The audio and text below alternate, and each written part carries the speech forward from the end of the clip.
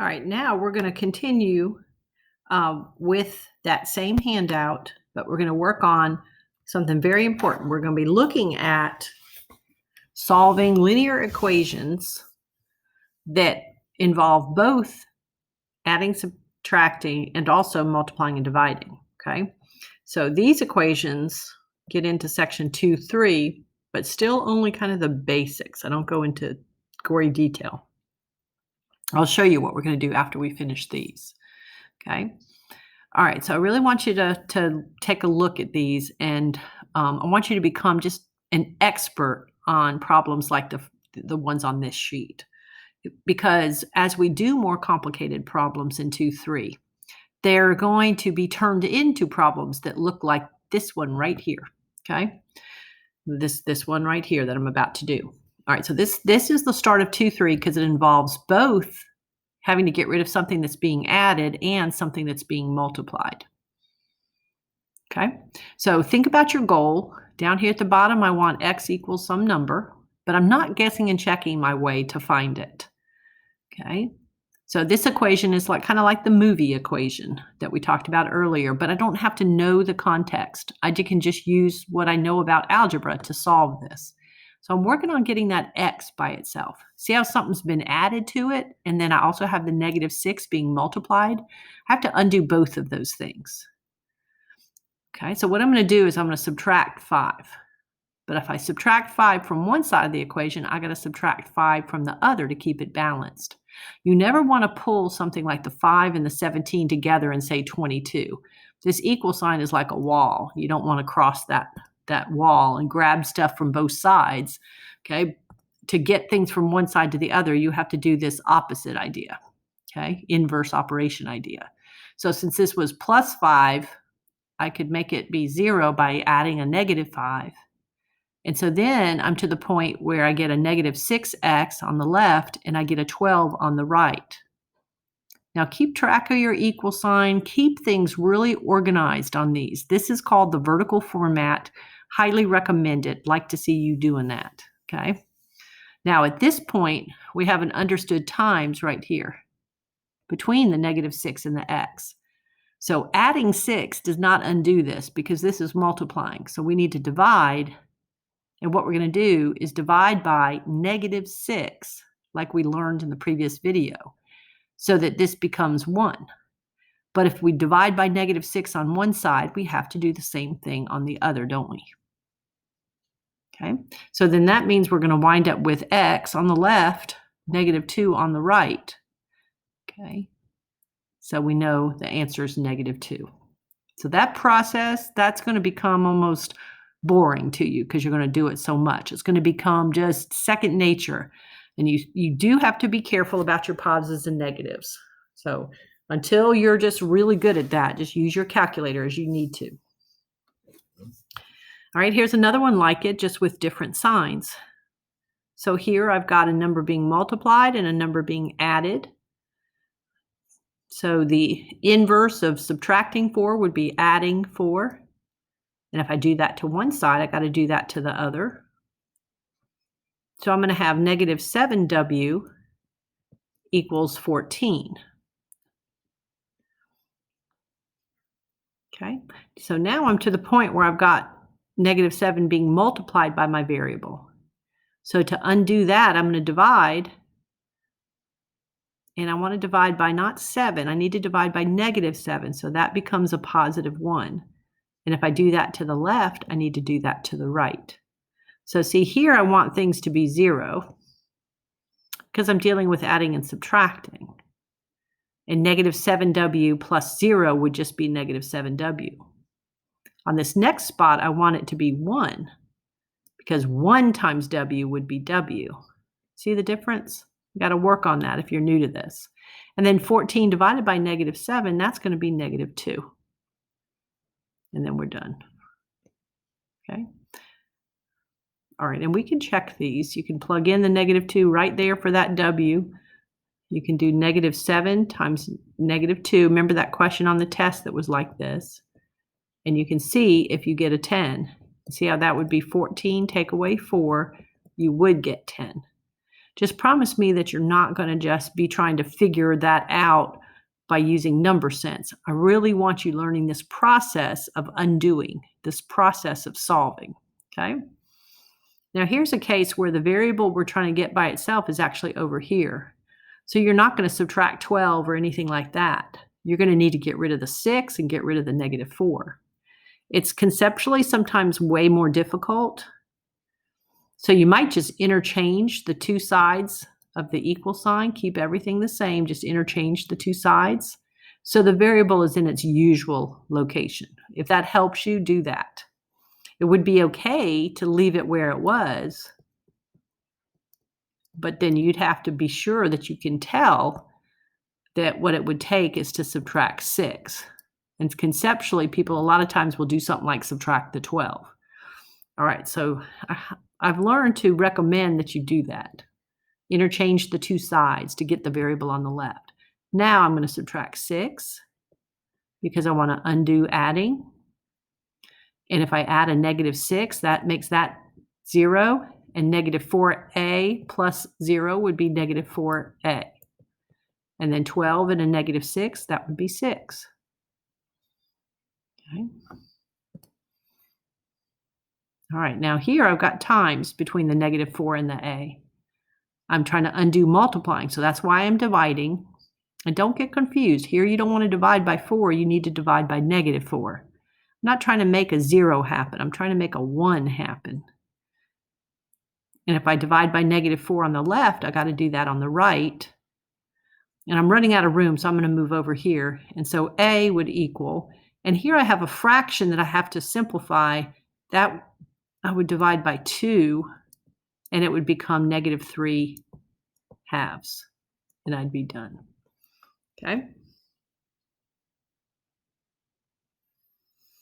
All right, now the next two both have some simplifying that has to be done. So before you move things across the equal sign, just do some simplifying. So I'm going to wind up distributing. That would give me 12x plus 6. Remember to do the 3 times 2 as well. And then I still have that plus 6x equaling 30. This left-hand side is just like what you did on the last test. You got these like terms. They just need to be combined. They're on the same side of the equal sign. So I don't add the opposite. They're on the same side. I get 18x plus 6 is equal to 30. Okay, but now I have a problem that's pretty much like what I had up here for this one and this one. Just working on getting that x by itself. Okay, let me write that a little smaller and up a little higher so I have more room. Okay, so you with me? We got the 18x plus 6 equaling 30. All right, so first I'm going to undo that by subtracting 6. See how I'm now trying to go across the equal sign? I'm working on getting this x by itself. So I'd have 18x equals 24, and that's times right there. So to undo multiplying, I'm going to divide, and I want to divide by positive 18, so I get a 1x. So I get 1x, which is x, and I have a fraction that needs to be simplified. Let's see, I think 6 goes into both of those. And you can simplify using your fraction keys. Just type in 24 divided by 18 and then do the fractions decimal button, or type it in as a fraction, 24 over 18, and it'll simplify it for you. So if I divide by 6, I get a 4 over 3, and that would be my final answer. Okay. All right, so I got a couple more. This one, I just put another one that had that minus in front of the parentheses. So remember that, understood -1, and go ahead and distribute that. So you're going to wind up with 4x minus 1x minus 7 when you distribute. That -1 times positive 7 would be -7. Okay, just bringing the right side down.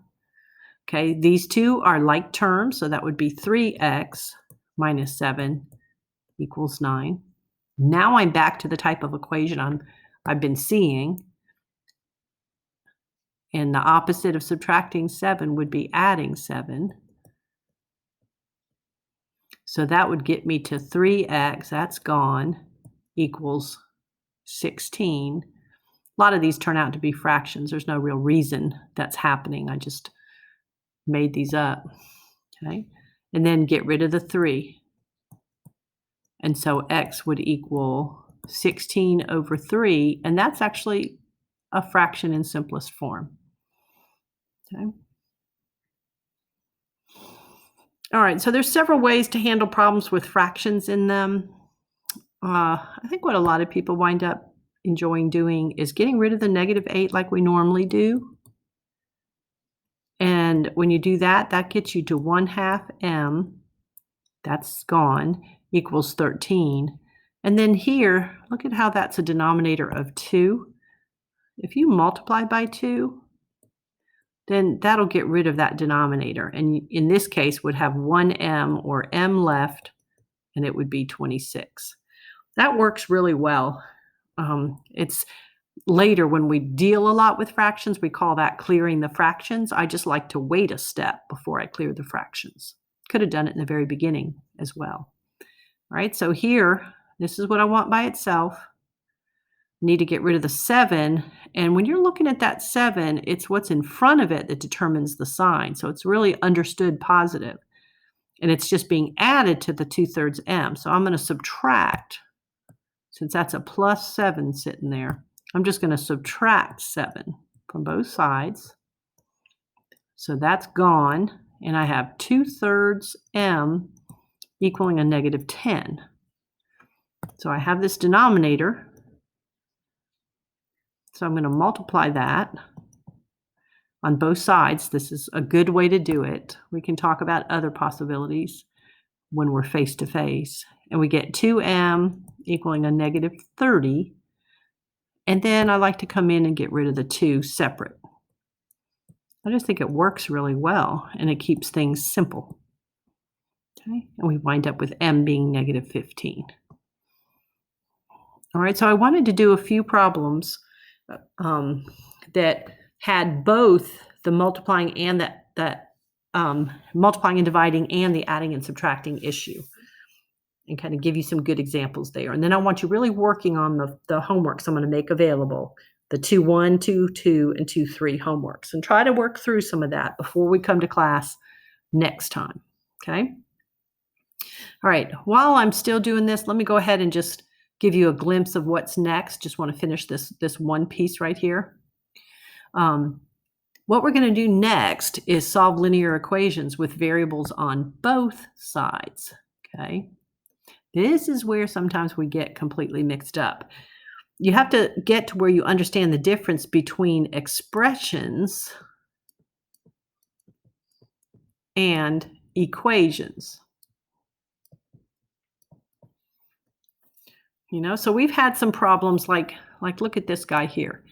We have had some problems where we had to do some simplifying of an expression, and everything was on the same side of the equal sign. So we didn't, when we put the 12x and the 6x together, we just combined them. We didn't like add the opposite.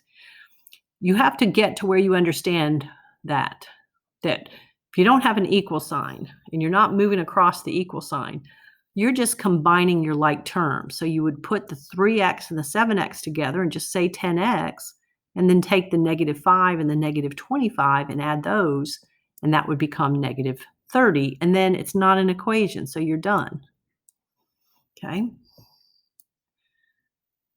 What we're going to learn in the next, when we get back together next time, is we're going to learn how to handle things where there's variables on both sides. And so one of the things we're going to have to do is get the variable term together with the other variable term, but we have to move across that wall, that equal sign. So whenever you do that, that's where you have to do the opposite. So the 7x is really a positive 7x. So I have to subtract 7x from both sides to make it go away from one side. And then I would have -4x minus 5 equals -25. So what we're going to learn is this process of how to move and get your variable terms onto the same side. Now, see, once you do, See how we're back to the problems we just did? This looks like the 2, 3 basic ones, the ones earlier in the video. And then you'll be ready to just add 5. So negative 4x would equal negative 20. And then take that negative 4 and divide it to get rid of it on both sides. And x would be 5. So it's understanding the difference. Like sometimes the equal sign will be there and you'll have a big mess on one side and a big mess on the other. And you've got to understand that these were on the same side, so they just got combined. Where over here, the 3x and the 7x were on opposite sides of the equal sign. If I need to bring them together, I need to get them to go to 0 on one side. So it's harder than you think, okay? But we'll wait till the next video to do that. And we're going to be looking at when the variables are on both sides, and we're also going to be looking at what if there were parentheses in them, okay? But I'm going to save that until next time.